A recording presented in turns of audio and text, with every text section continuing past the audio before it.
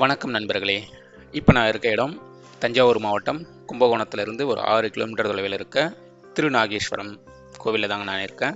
நவக்கிரக தலங்களில் ராகு பகவானுக்குன்னு தனி சன்னதி அமைஞ்சிருக்கிறது இந்த கோவிலில் சிறப்புங்க. ஏற்கனவே நம்ம திங்களூர், ஆலங்குடி இந்த கோவிலை பற்றின தனித்தனி வீடியோ போட்டிருக்கோம். நாம் இந்த கோவிலுக்கு தமிழ்நாடு அரசு ஏற்பாடு பண்ணியிருக்க அந்த ஒரு நாளில் நவக்கிரக தலங்களில் எப்படி நம்ம சுற்றி பார்க்குறது அப்படின்ற ஒரு பயணத்தின் மூலயமா தான் நம்ம இந்த கோவிலுக்கு வந்தோம். ஸோ அதை பற்றி நீங்கள் தெரிஞ்சுக்கணுன்னா நம்ம சேனலில் ஏற்கனவே அந்த ஒரு நாளில் அந்த நவக்கிரக தலங்களை எப்படி நம்ம சுற்றி பார்க்கணும், அதுக்கு எப்படி புக் பண்ணுறது, இந்த மாதிரியான விஷயங்களோட முழு தகவலோட ஒரு வீடியோ நாம் ஏற்கனவே போட்டிருக்கோம். அதையும் பாருங்கள்.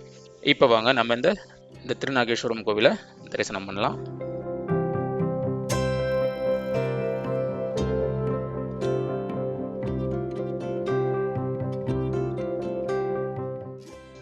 இதுதாங்க கோவிலுடைய கிழக்கு ராஜகோபுரம். இது வழியாக தான் நம்ம உள்ளே போகணும். இந்த கோபுரம் ஒரு 5 நிலை கோபுரம். கோவிலுக்கு உள்ளே போனதுமே ஒரு பெரிய மண்டபம் நம்மளை வரவேற்குது. ஸோ நேராக போனோம் அப்படின்னா நம்ம மூலவர் தரிசனம் பண்ணலாம். இந்த மூலவர் சுயம்புவாக அங்கே காட்சி தராரு அப்படின்னு சொல்கிறாங்க. இப்போ நீங்கள் பார்க்குறது ராஜகோபுரத்தினுடைய தரிசனம் தாங்க. உள் பக்கத்தில் இருந்து பார்க்கும் பொழுது இந்த ராஜகோபுரம் அப்படி தெரியும். ஏதோ மஞ்சள் கலர் கேப்பை போட்டிருக்காங்க இல்லைங்களா, இவங்க எல்லாமே அந்த ஒரு நாள் நவக்கிரக பயணத்தில் வந்தவங்க தான். இது அவங்க எழுதி போட்டிருக்காங்க பாருங்கள், ராகு சன்னதி செல்லும் வழின்னு. இது வழியாக போனோம்னா தான் நமக்கு அந்த ராகு பகவானை தரிசனம் பண்ணுறதுக்கு அந்த க்யூ அங்கே போகும். நிறைய பேர் க்யூவில் நின்றுட்டு இருந்தாங்க. நாங்கள் சிறப்பு தரிசனத்தில் வந்ததுனால நேரடியாக நாங்கள் தரிசனம் பண்ண போயிட்டோம். இங்கே வர பக்தர்கள் வேண்டுகிற பிரார்த்தனை பார்த்திங்கன்னா திருமண தடை, குழந்தை பாக்கியம், கல்வியில் சிறந்து விளங்கணும், இந்த மாதிரியான வேண்டுதல்களோட இந்த ராகு பகவானை வேண்டிக்கிறாங்க. அது மட்டும் இல்லாமல் இந்த தலம் ராகுதோஷ பரிகார தலமாக இருக்குங்க.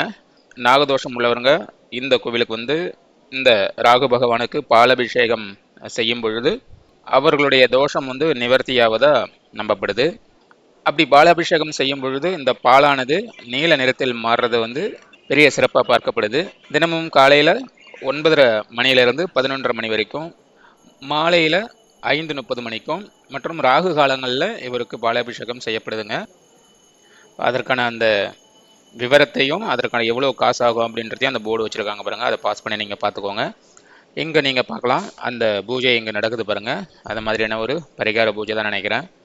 நாங்கள் வரும்போது டைம் பார்த்திங்கன்னா காலை ஒரு 11:30 ஆகிடுச்சு. இந்த கோவில் சாத்திர நேரம் ஆனதுனால கொஞ்சம் விறுவிறுப்பாக போய் நாங்கள் சாமியை தரிசனம் பண்ணிட்டோம்.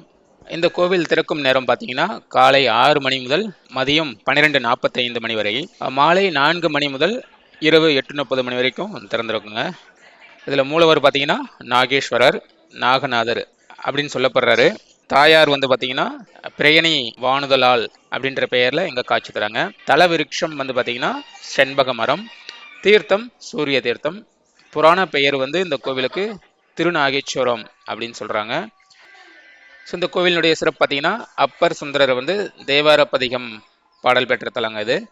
இந்த கோவிலில் திருவிழாக்கள் மகா சிவராத்திரி, மார்கழி திருவாதிரை, பங்குனி உத்திரம், திருக்கார்த்திகை பிரமோற்சவம், அப்புறம் ராகு பெயர்ச்சி இந்த கோவிலில் சிறப்பான திருவிழாக்களாக கொண்டாடப்படுது.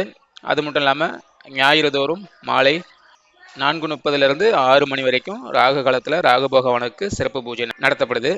இந்த கோவிலில் மூலவர் நாகேஸ்வரர் வந்து சுயம்பு மூர்த்தியாக வந்து அருள் தராருங்க. இந்த தலத்தில் ராகு பகவானுக்கு பாலாபிஷேகம் செய்யும் பொழுது பால் நீல நிறத்தில் மாறுறது வந்து இந்த கோவிலில் ஒரு சிறப்பாக பார்க்கப்படுது.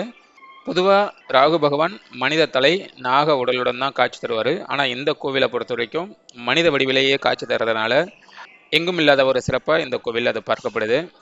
இந்த கோவில் சோழர்களால் கட்டப்பட்டது. இதுதாங்க அந்த கோவிலினுடைய உள்மண்டபம். மேலே பார்த்தீங்கன்னா நல்ல பெயிண்டிங்கோட நல்லா அழகாக இருந்தது. ஸோ இது மூலவர தரிசனம் பண்ணுறதுக்கு போகிறதுக்கான வழி.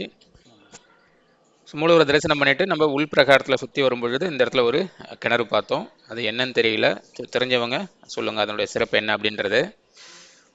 ஸோ கோவிலை சுற்றி வரும்பொழுது இந்த இடத்துல 63 நாயன்மார்களுக்கு சிலை இங்கே வச்சுருந்தாங்க. உட்பிரகாரம் ரொம்பவே நல்லா இருந்ததுங்க.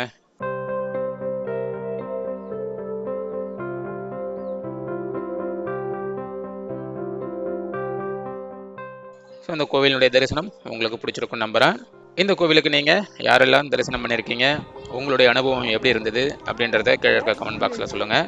இதுதாங்க அந்த சூரிய புஷ்கரணின்னு சொல்லப்படுற இந்த தல தீர்த்தம். பிரம்மாண்டமான ஒரு பெரிய குளம். ஸோ இந்த வீடியோ பிடிச்சிருந்தா ஒரு லைக் பண்ணிவிட்டு உங்கள் நண்பர்களுக்கும் ஷேர் பண்ணுங்கள். இந்த இடத்த பற்றின மேலும் சிறப்பான தகவல் உங்களுக்கு தெரிஞ்சது அப்படின்னா கீழே இருக்க கமெண்ட் பாக்ஸில் மென்ஷன் பண்ணுங்கள். மீண்டும் அடுத்த ஒரு நல்ல வீடியோவில் சந்திக்கலாங்க. நன்றி.